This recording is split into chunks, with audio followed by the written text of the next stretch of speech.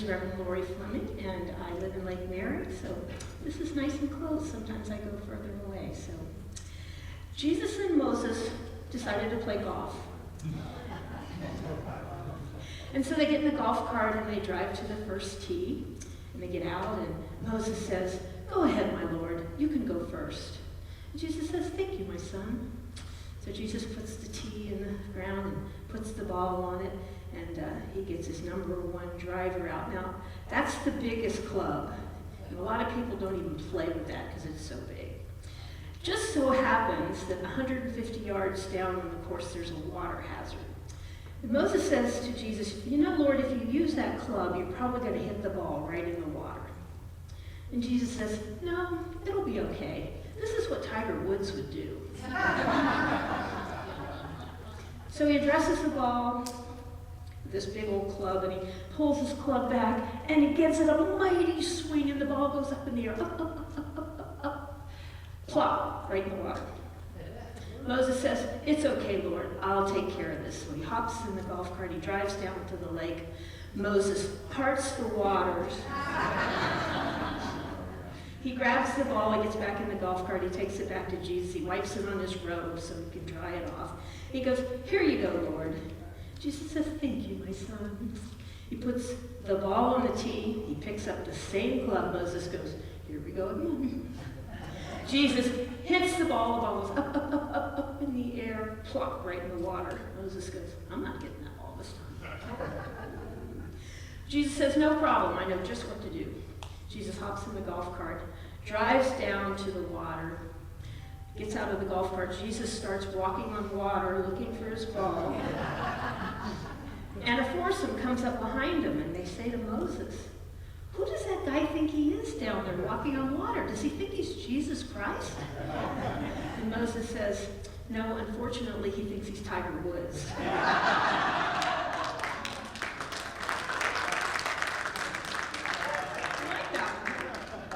Someday I'm going to come here and we're going to do bingo, because when we do bingo, I do one-liners between each one. So let's do that, okay? This morning my talk is entitled, "Who Are You?" I think the Who has a song like that. Yes, when someone asks me who I am, I say, well, I'm Lori. I'm a minister. I might tell them where I live, or I might say some of my accomplishments. I propose to you this morning that your idea of reality may not be real. I believe that there are at least some of us who are having an identity crisis because we are not who we think we are.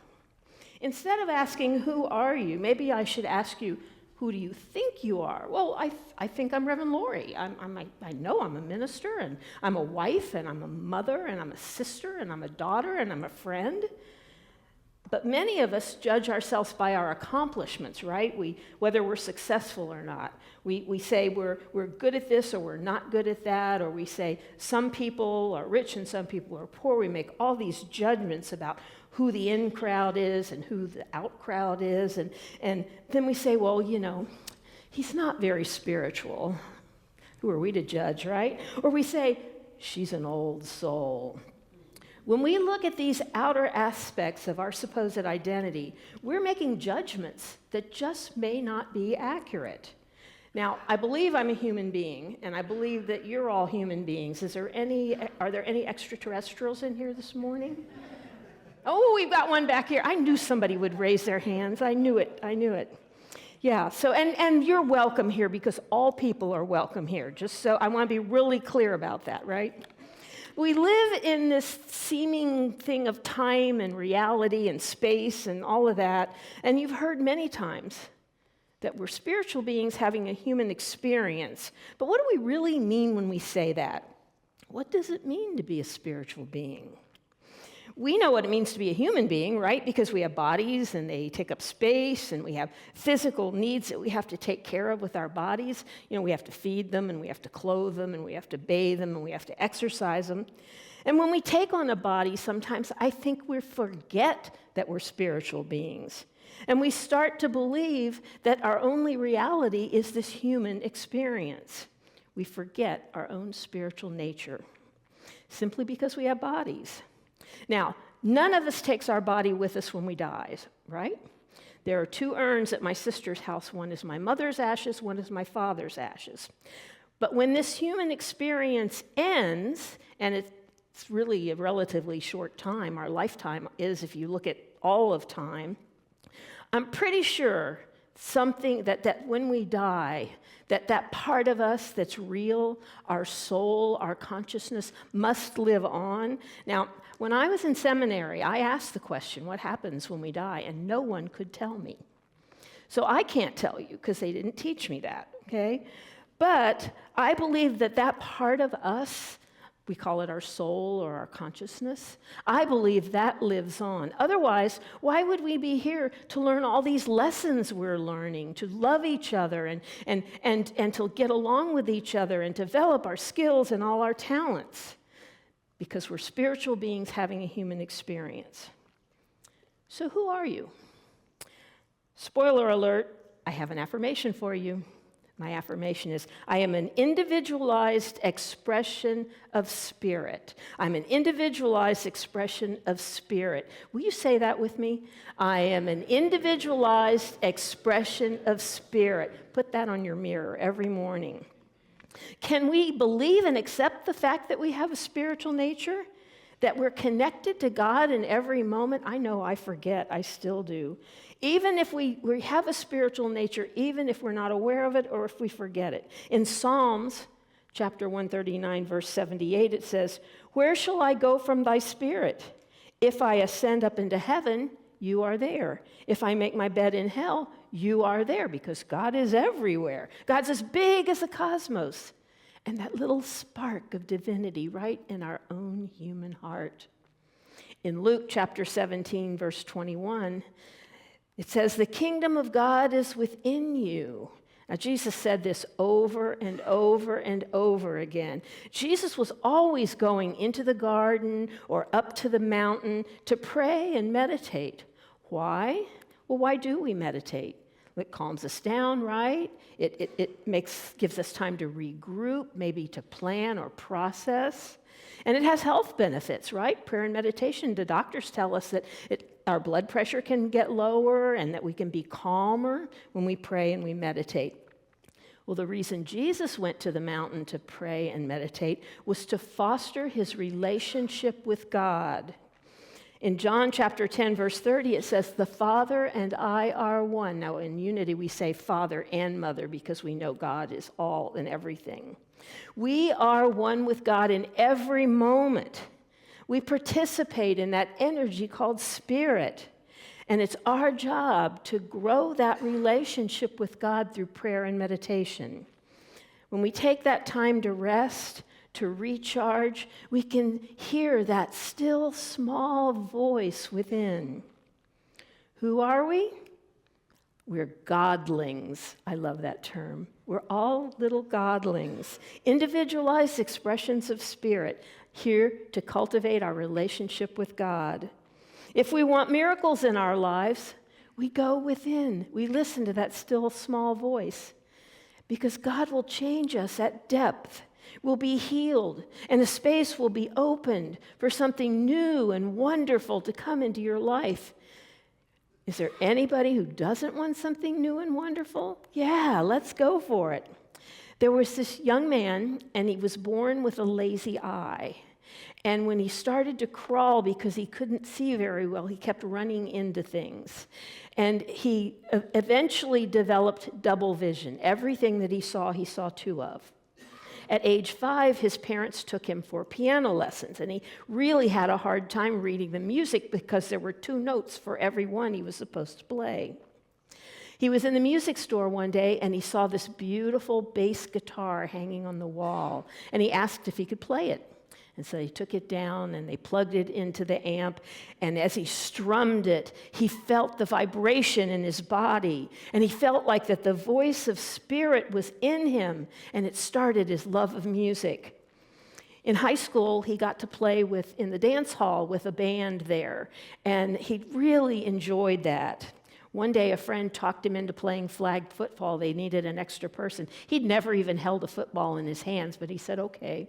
So they're playing football, and he's kind of running up and down and and all of a sudden, he gets the ball, and he starts running towards the end line. And he looks over his shoulder, and this huge kid who played varsity football is right behind him. And the young man was running as fast as he could towards the end zone, and he was imagining running over the end line and slamming the football down and doing a dance. And then he tripped and fell in the mud. And the varsity football player jumped over him, but accidentally kicked him in the eye. And he passed out with a pain, and when he woke up, he was in the emergency room, and they'd shattered his eye socket. His eye was still intact, but he couldn't see. So it was time to go he had a huge bandage on his face. It was time to go to the dance hall, and he didn't want to go because he had this bandage. And his friend said, now my son has said something like this. His friend said, kids dig war wounds. My son said it this way. My son said girls like scars. Now, that didn't resonate with me, but I guess that's what 14-year-old boys say, you know. So when the band leader saw him, he knew there was something wrong, and the young man said, I can't see the music. I can't play if I can't see the music. And the band leader said, you've played it dozens of times. He said, the music is in you. And something came over the young man. There was this realization of truth, and something began to swell up inside of him. And he said, I can't see the music. And the band leader said, close your eyes and trust yourself. You've played these songs many, many times. So the young man sat down, and the first song came up, and he played it kind of hesitantly. But all of a sudden, he realized when he closed his eyes, he could see the music in his mind. And he would just open himself, his heart and his mind up to Spirit, and let Spirit guide him. He learned that this was a meditative kind of a way to do music, and he had the faith in it, and he began to study music. And this meditative way of playing music was a bridge between music and spirit. The late Wayne Dyer says it this way: don't die with your music in you. What if he'd given up? What if he'd said, I'm not going to the dance hall because look at how I look? But he didn't. Jesus said it this way: the Father and I are one. The Father and I are one. What you are is seeking you, your essential self, your spiritual being, and being itself is seeking you. God is being, the being you're created in the image and likeness of, and that image is spiritual. It's not necessary to try and achieve oneness. You are already one. The only thing holding you back is your belief that you're separate from God. One power, not two, and God is that one power. In reality, there is no separation between God and us. Only if we believe that there's separation, and then we're right. But that's not the truth of our being. It's up to us to cultivate our relationship with God through prayer and meditation, because God is simply waiting for us in the silence. God is that upward pull of the universe, seeking to lift up our consciousness, supplying new understandings of our spiritual nature and calling us higher. Another word for this is grace. My definition of grace is God always urging us 2 steps forward when I take 1 step back and say, I can't. It doesn't matter. God's always urging me into my greater good. We can be the godlings we were created to be, allowing God's grace to permeate our life. Spirit is as real a force as an inexorable force as gravity. God is everywhere across the cosmos. There is no place that God is not. God is in every cell of our bodies as the light, the life, the vitality, and unconditional love. Our responsibility is to cultivate our relationship with God. Now, there are some people, there's a new thing now. People say, well, I'm not religious, I'm spiritual. And when they say they're not religious, I think that what they mean is that by the measure of religiosity that traditional Christian churches measure religion, they're not religious. And that's why they say they're spiritual. But I think that's become kind of a catchphrase. So I created a barometer to measure spiritual consciousness. See where you are on the barometer here. The first one is, how do we treat people? I think it was at Harvard in the sociology department, but if you've heard this and that's not correct, let me know. The professor had only one question on the final exam in the sociology class, and the question was, what is the name of the janitor that takes care of this building? You know, I don't know the name of the guy who cleans my pool. I'm never home when he's there. But the first measure of spiritual consciousness is how we treat people. The second measure is how we react to stressful situations. If you have a flat tire on the way to work and you know you're going to be late for an important meeting and you're prayed up, you won't lose your mind. How we react in stressful situations is a measure of your spiritual consciousness. Another measure is how deeply we allow ourselves to love. How many of us don't get involved in a relationship because we're afraid that if it doesn't work out, we'll get hurt? Love lavishly, love beautifully, consciously, because what you give out comes back. Even if that doesn't work out, another one will. Now I'm going from preaching to meddling, but another way to measure your spiritual consciousness is how fully you forgive. Is there someone that you're holding on to that incident that you just can't let it go? Forgive them. You're not doing it for them, you're doing it for yourself. And the last one is to listen to your inner intuition and guidance. Just like the young man who played the guitar went inside and could see the music. Your inner guidance is your barometer for telling you what the next step to do is. That's all you need is one next step, because you'll get the second one when it's time. When we're in touch with our own spirituality, we can live from those qualities. So who are you and why are you here? We're spiritual beings having a human experience. We're here to be the oneness that God intended us to experience. We're here to be the hands and feet of God, to be the lovers, the forgivers, the Samaritans. We're here to know no separation between God and ourselves, and no separation from each other. I think the 6 most important words that are in the Bible are love God and love one another. Love God and love one another. If we can do that, we will create world peace right here and right now, and we'll be living again in the Garden of Eden. I believe we're here to experience oneness, wholeness in body and mind and spirit. Neil Donald Walsh, in his second Conversations with God book, explains it this way, that when we're with God, we're like a little birthday candle, and we're shining our light so brightly. And we're with all the other souls that are like birthday candles, shining their light. And there's so much light, but we don't know who we are. So we come to planet Earth and have a human experience so we can learn how beautiful our light is. So shine your light as brightly as you can. Remember our affirmation, I am an individualized expression of God. Because God don't make junk. I know that's not correct English, but I still like it.